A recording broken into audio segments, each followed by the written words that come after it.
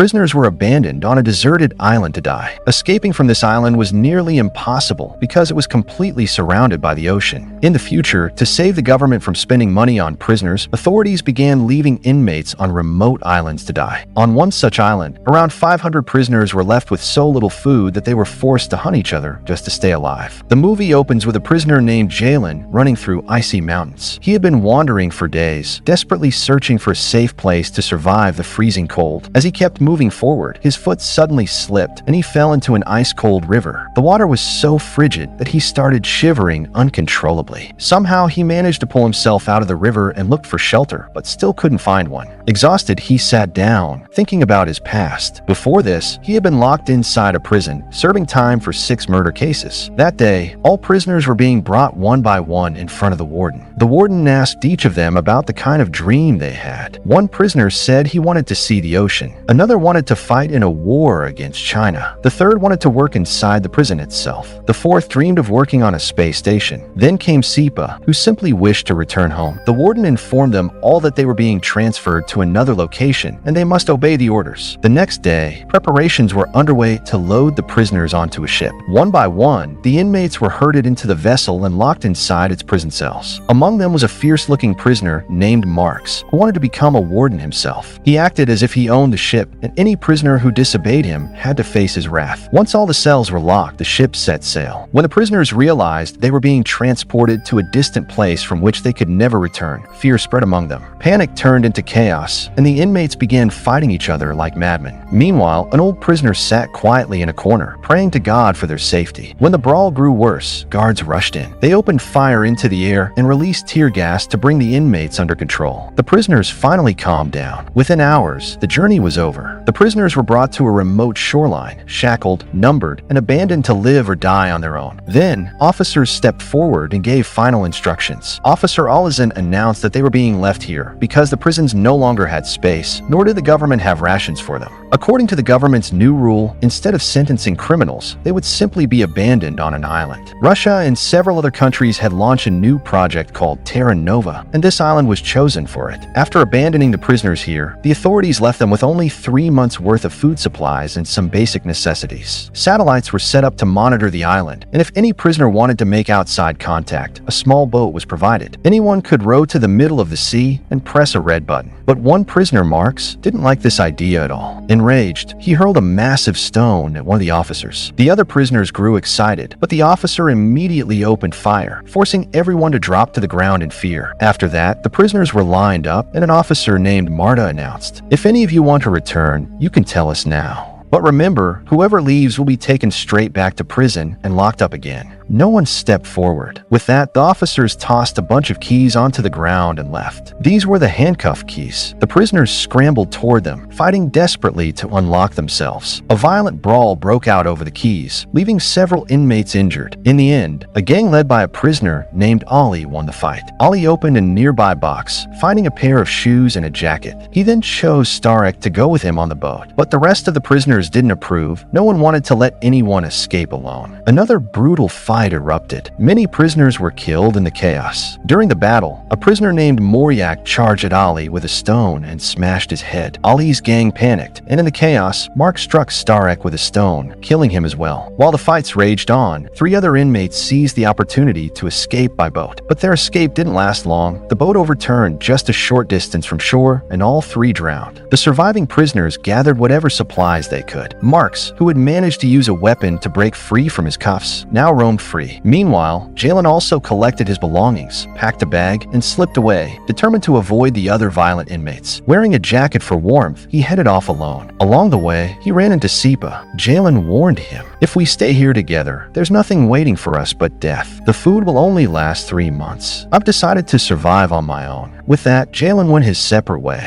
The story shifts back to the present. Jalen, lost in thought, was weighed down with sorrow. He still needed to find a safe place to rest. As he wandered, he came across a cave. Since there was no snow inside, he settled there. Sitting down, he pulled out an old photograph of his family, gazing at it with emotion before falling asleep. Hours later, he woke to a harsh reality. Rats had torn through his bag, destroying all his food. The rodents were still gnawing at his supplies when suddenly, rain began pouring down outside. Jalen Jalen took shelter under a large rock. Afterward, he gathered firewood, lit a fire, and used it to heat water for drinking. Then, determined to survive, he went hunting, caught his meal, and cooked it over the fire. At that moment, Jalen's friend Sipa shows up. He quietly tries to steal Jalen's knife, but Jalen notices and asks him to return it. Sipa, starving, pleads with him. He promises to give Jalen some salt and help him in return. Jalen agrees, and the two of them share the roasted meat together. Later, we see Sipa wandering alone to the edge of a cliff. He turns to Jalen and asks, "Why do you still want to live?" Jalen replies, "I want to live for my family. Even though none of them are alive anymore, I want my grave to be beside theirs when I die. But if I die here on this island, that won't be possible. That's why I have to survive." The next day, Jalen and Sipa reach the shoreline, searching for a way to escape the island.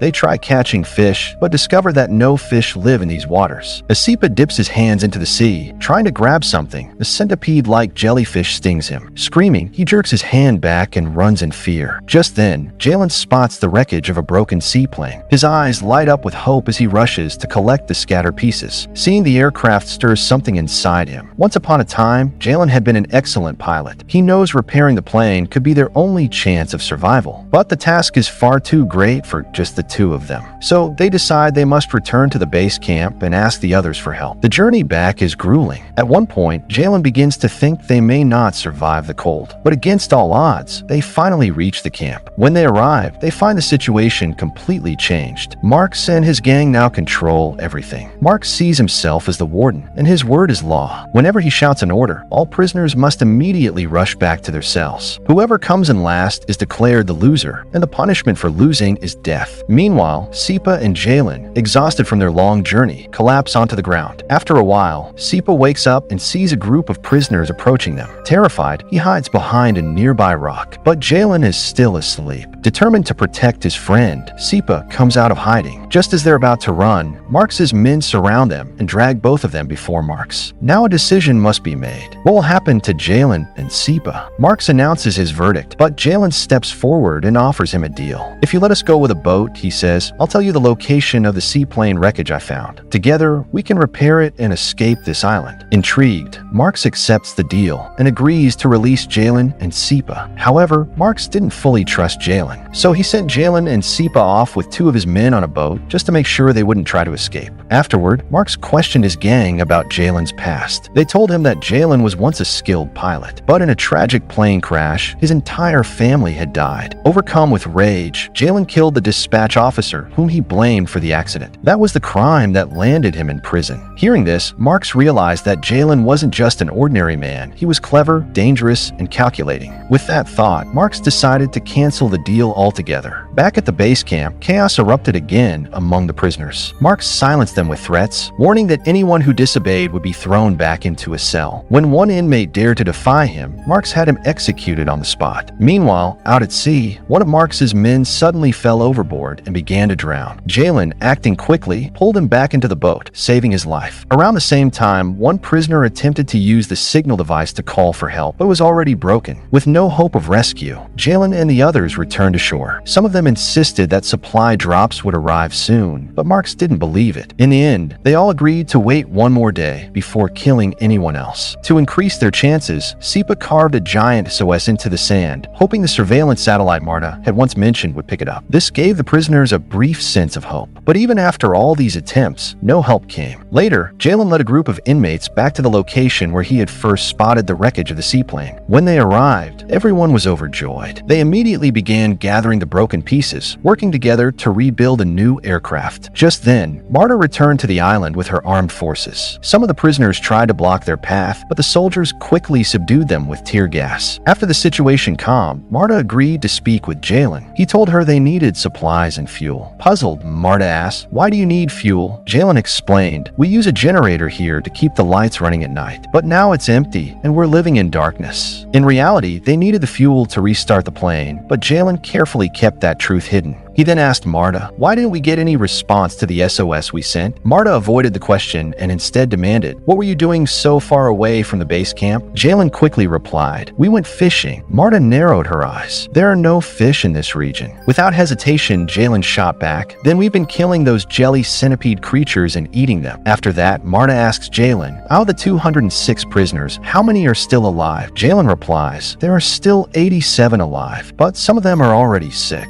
And even after so many have died, not a single one of them wants to go back to prison." Hearing this, Marta leaves behind some supplies and money before departing. Jalen and the other inmates pour the fuel into the plane, overjoyed when they see it actually start to work. But soon after Marta leaves, a new group of prisoners arrives from American prison. Among them is a dangerous-looking leader. Jalen, trying to keep peace, extends his hand, but the leader refuses the handshake and instead attacks Jalen. This sparks yet another violent clash between the two groups. The fight turns bloody, with many prisoners killed. All of it is being watched live by the leaders of the Terra Nova project through satellite feed. At that moment, they receive a report. More than 40% of the prisoners have been killed, and the survivors have turned into sworn enemies. Realizing the mission can no longer continue, Marta calls Central Command and says it's impossible to carry on with this island experiment. The Terra Nova project has failed. Central Command responds, "Eliminate whoever is left." Following orders, armed agents storm the island and open fire. Chaos erupts as prisoners are gunned down. Meanwhile, Sipa and Jalen survive by hiding inside the base camp. Two other inmates manage to escape as well, hiding behind a rock near the camp. After the army withdraws, the survivors gather together and drag the plane out. Just as they're about to board, Sipa suddenly runs up a hill and shouts down to Jalen, "I don't want to live anymore. After seeing so much death, my will to survive is gone. And besides, that plane only has room for 3. I want the others to have that chance. This is goodbye."